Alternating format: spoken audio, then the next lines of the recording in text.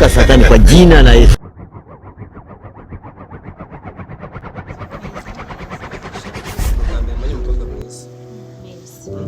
None se witwa Kate yanjye nitwa Gasabo. None rero mbona ibintu bimeze nakubonye numva nyine wifuza kumenya menye mu rugo wagwana nyine menye ibyawe tu hano hafi. None se nyana ugiye kuri ariko bana bimwe byo guhitahita nyine aho nahase kuvuye kandi none se nzakumenya gute tudahuye tugomba guhura tukamenya. hanze rafata nimero Fata namba zawe. yego Okay. Uri kwihuta se? Somebody come look at this. Amagara tukiyo numve ko afite umwanya tujyane kureba iri. God have mercy upon mu us. rwose. Kanyahamagara nsiki rwose. Ntubyare.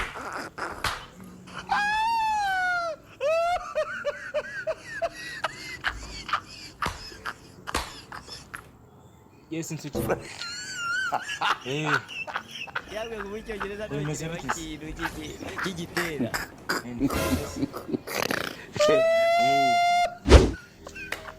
Sa noneho ndashaka kujyana kureba. Ufite umwanya se?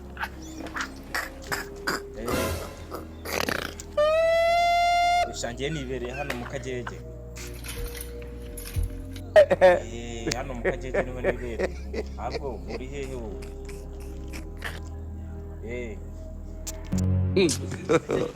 God have mercy upon us. Ariko sha mu Ruhengeri kuba gutanga uburyo bwo kogosha ingagi ukabuya ni Kigali nkaba mbona umeze nkazo waje bakakogosha ngo ndi umwana w'Imana wowe ariko mu kabyara ngo ndi umwana w'Imana. Bigenze bite se?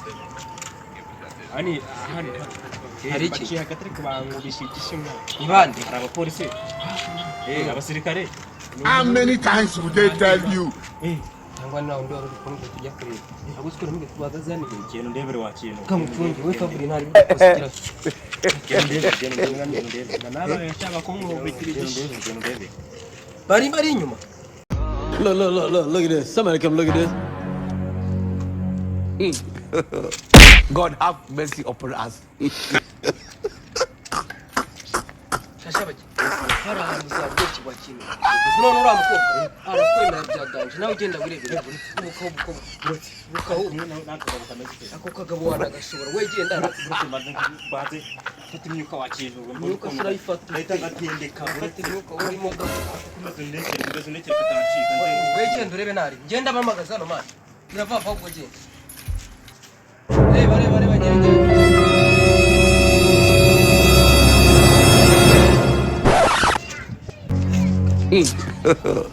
God have mercy upon us.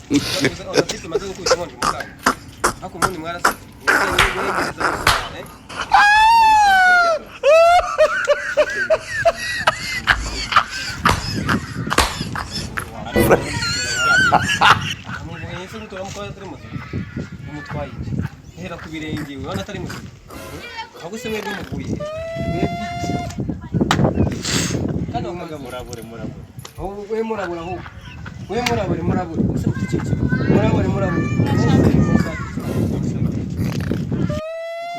we bite bisaza tuza twumva icyo bavuga bagike natwe gira vuba umugabo uramuzi hariya twari duhe gusa nyine turi kugenda habura imodoka mwe muri abantu kubyo muhura Yarindiye kuko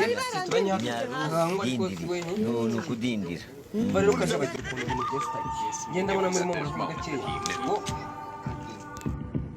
ngenda uba muri mu muvuga gake je kanwara umukobwa witwa mu mujyaneza Arahugera ibintu bikaguca ngo seka kukaragera ku mutwe. Emera icyaha ese ufite iki kibazo emera icyaha wese bivuze